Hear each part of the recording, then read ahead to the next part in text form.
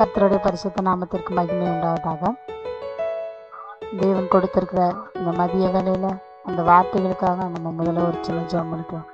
எங்களை அதிகமாக நேசிக்கிற எங்கள் பரலோக தகப்பனே, ஆசீர்வதிக்கப்பட்டதான இந்த மதிய வேலையில கர்த்தர் தாமே எங்களோட இடைப்படப்படுவதற்காக நன்றி. இதை கேட்கிற ஒவ்வொரு பிள்ளைகளும் தேவனால தொடப்பட்டவர்கள், இருதயம் திறக்கப்பட்டவர்கள், வார்த்தைகளை கேட்டுக்கொள்ள போவதற்காக ஸ்தோத்திரம். ஆசீர்வாதம் பலப்படுத்தி நேசிக்கிறச்சும் நமக்கு தேவ பிள்ளைகளை இன்று தேவன் கொடுத்திருக்கிற வார்த்தை 1 சாமுவேல் 16ஆம் அதிகாரம் 7ஆம் வசனம்.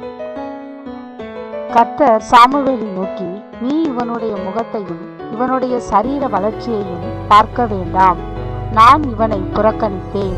மனுஷன் பார்க்கிறபடி நான் பாரேன். மனுஷன் முகத்தை பார்ப்பான், கர்த்தரோ இருதயத்தை பார்க்கிறார் என்றார்.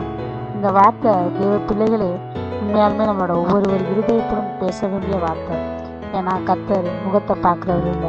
ஏன்னா நம்மளோட உருவத்தை வச்சோ நம்மளோட செயல்பாடுகளை வச்சோ கர்த்தர் நம்மளை முடிவெடுக்க மாட்டார்.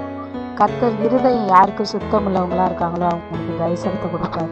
கர்த்தர் இருதயத்தை பார்க்கிறவராக இருக்கிறதுனால, தூரத்துலேருந்து நம்ம அறிகிறவராக இருக்கிறதுனாலையும் அவருக்கு நம்ம பயந்து நடக்கிறவர்களாக இருக்கணும். இந்த வசனம் எந்த சூழ்நிலையில் எழுதப்பட்டுச்சுன்னா, சாமுவேல் தீர்க்கதரிசி ஏற்கனவே சவுல் ராஜாவா இருக்கிற சூழ்நிலையில தேவன் அவரோட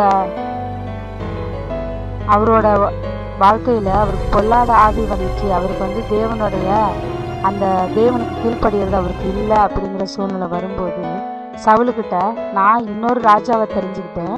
அந்த ராஜா பெத்லகேம் ஊர்ல இருக்கிற ஈசாய்ங்கிறவனோட வீட்டில் இருக்கான், நீ போய் அவனை அபிஷேகம் பண்ணுன்னு சொல்றாரு. உடனே சவுலுக்கு எதிராக நம்ம போனா நம்மளை கொன்று போடுவானேங்கிறதுனால அதை தேவன்ட்டு அவர் தெரியப்படுத்துறாரு சாமுவேல்.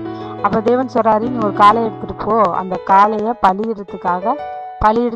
பலி விருந்துக்காக வந்த அப்படின்னு சொன்னீங்கன்னா அது பிரச்சனை இருக்காது, நீ போ அப்படின்னு சொல்லும்போது தேவனோட வார்த்தை கீழ்ப்படிஞ்சு சாமுவேல் என்ன பண்றாரு, பெத்லகேம் ஊருக்கு போறாரு. அங்கே போய் ஈசாயிட்ட உங்களுக்கு எத்தனை பிள்ளைகள் அப்படின்னு கேட்கும்போது உருவத்துல வாலிபனா நல்ல வீரனை போல இருக்கிற 7 பேரையும் காமிக்கிறாங்க. ஆனா கர்த்தர் இவ்வளவுதான், இந்த 7 பேத்துல தெரிஞ்சிருப்பாரோன்னு அவர் பார்ப்பாரு. அப்பதான் தேவன் சொல்லுவாரு, கர்த்தர் சாமுவேலை பார்த்து சொன்னாரு, இவனுடைய முகத்தை இவனுடைய சரீரத்தையும் பார்க்காத, நான் இவனை புறக்கணிச்சேன், இவங்களை இல்லை. மனுஷன் பார்க்கிறபடி நான் பாருங்க, நான் மனுஷன் பார்க்குற மாதிரியான விதத்துல பார்க்க மாட்டேன், மனுஷனோட முகத்தை பார்க்க மாட்டேன், அவனோட இருதயத்தை பார்ப்பேன். நீ பார்க்க வந்தது இவங்க 7 பேரும் இல்லை, இன்னொரு பிள்ளை இருக்கான் அப்படின்னு சொல்லி தேவன் சொல்லும்போது தான், உங்களுக்கு இருக்கிற பிள்ளை இவ்வளவுதானா அப்படின்னு சொல்லி கேட்குறாரு சாமுவேல். அப்போ ஈசாய் சொல்றாரு, இல்லை கடைசியாக ஒரு பையன் இருக்கா, இது வரைக்கும் 7 பையனை காட்டிட்டு 8வது பையன் அந்த ஆடு மேய்ச்சிட்டு இருக்கான்னு சொன்னோன்னா, ஓகே அவனை கூட்டிட்டு வாங்க அப்படின்னு சொல்றாரு. அப்போ சாமுவேல்கிட்ட அந்த 8வது பையனாகிய தாவீதை கூட்டிட்டு வராங்க. அவர் வரும்போது அவர் ரொம்ப சந்தோஷமாகவும் அழகுள்ளவராகவும், அது மாத்திரம் இல்லை அவர்கிட்ட காரிய சமர்த்தங்கிற ஒரு மனநிலையும் அவருக்கு இருக்கிறத அவர் அறிகிறாரு. ரொம்ப சந்தோஷப்பட்டு அவருக்கு கையில இருந்த குப்பியிலிருந்து அபிஷேகம் பண்ணி, நீதான் அடுத்த ராஜா அப்படின்னு சொல்லி அவருக்கு தெரியப்படுத்திட்டு போறாரு. திரும்ப அவரை அரண்மனைக்கு வர வைக்கணும். அப்படிப்பட்ட சூழ்நிலைக்கு என்ன பண்றது அப்படிங்கிற மாதிரி சாமுவேல் இருப்பாரு. ஆனா தேவன் அதுக்கான சூழ்நிலைகளை வாக்கி போனார். ஏன்னா பொல்லாத ஆவியினால அவர் கலங்கப்படுறாரு அப்படின்னு சவுலோட ஊழியக்காரங்களை அறிஞ்ச போது, சரி உங்களுக்கு பொல்லாத ஆவியினால ஏற்படுறது, அதாவது தேவனால விடப்பட்ட ஒரு பொல்லாத ஆவி உங்களை கலங்க பண்ணுகிறது, அதுக்கு என்ன பண்ணீங்கன்னா சுரமண்டலம் வாசிக்கிறதுல தேடின ஒருத்தனை தேடுங்க அப்படின்னு சொல்லி ஆலோசனை கொடுக்குறாங்க. அந்த சுரமண்டல வாசிக்கிறத தேடினவனா ஒருத்தர் இருக்காருங்க. அவங்க எல்லாராலும் கேள்விப்படக்கூடிய சூழ்நிலை எப்படி வருதுன்னா தாவீது தான். தாவீது சுரமண்டலம் வாசிக்கிறதுல ரொம்ப தேடினவனா இருப்பான். அவன் பெத்லகேம்ல இருக்கிறான் அப்படின்னு சொல்லி சொல்றாங்க. உடனே அந்த வேலைக்காரங்க சொன்னதை வச்சு அவரை கூட்டிட்டு வராங்க. சவுல் ராஜாவோட கண்கள்ல தாவீது மேல நேசம் ஏற்படுத்தி அவன் மேல இரக்கம் கிருபையும் உண்டாரு.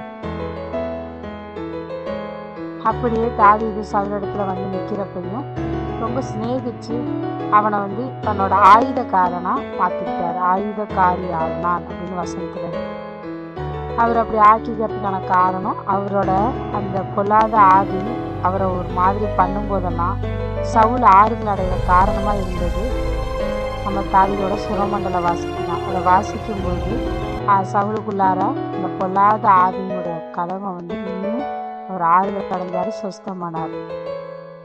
பிள்ளைகளை இது சொல்ல வருதுன்னா, கர்த்தர் நீங்க குண்டாவோ ஒல்லியாவோ இல்லை, உங்களுக்குள்ளார ஒரு தாழ்வு மனப்பான்மை இருந்துச்சுன்னா கர்த்தர் அதை பார்க்க மாட்டார். முதலாவது உங்களோட இருதயத்தை நீ அவர்கிட்ட ஒப்படைங்க, அவர்கிட்ட சொல்லுங்க. அவர் நிச்சயமாக உங்களை ஏற்றுக்குவார். எப்படிப்பட்ட சூழ்நிலையில் இருக்கீங்கிறத பார்ப்பாரு ஒழிஞ்சு, உங்களோட நேர்மையை பார்ப்பாரு ஒழிஞ்சு, உங்கள் இருதயத்தை பார்ப்பாரு ஒழிஞ்சு, தேவன் நிச்சயமாக உங்களோட கண்களுக்கு தெரிகிற முகத்தையோ இல்லை உங்கள் உருவம் குண்டாவோ ஒல்லியாவோ அந்த மாதிரியான எந்த ஒரு இது பார்க்க மாட்டார். சரீர வளர்ச்சியை நிச்சயமாக பார்க்க மாட்டார். முதலாவது தேவனை தேடுகிற தேடுதல் கர்த்தர் இருதயத்தை பார்க்கிறார். நம்மளோட இருதயத்தை பார்த்து கொண்டிருக்கிறார். கேட்டுக்கொண்டிருக்க ஒவ்வொருத்தரும் கர்த்தருக்கு நேராக உங்களோட இதயத்தை திருக்கணும். உங்களோட தப்பிதங்கள் இருந்தா, ஏன்னா யாருமே பாவம் இல்லாதவர்கள் இல்லை.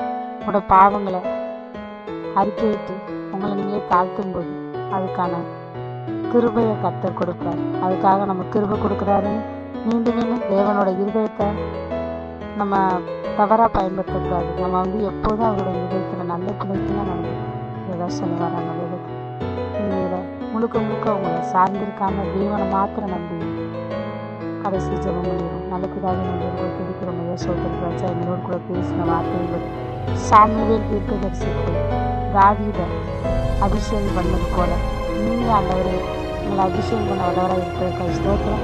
வருகிற காலங்களில் கர்த்தர் எங்களை பார்க்கும்போது நாங்கள் இருதயத்தில் சுத்தமுள்ளவர்களாக இருக்க கர்த்தர் தாமே கழுவி எங்களை சுத்திகரிக்க முடியாது கூட சொல்லிக்கிறோம்.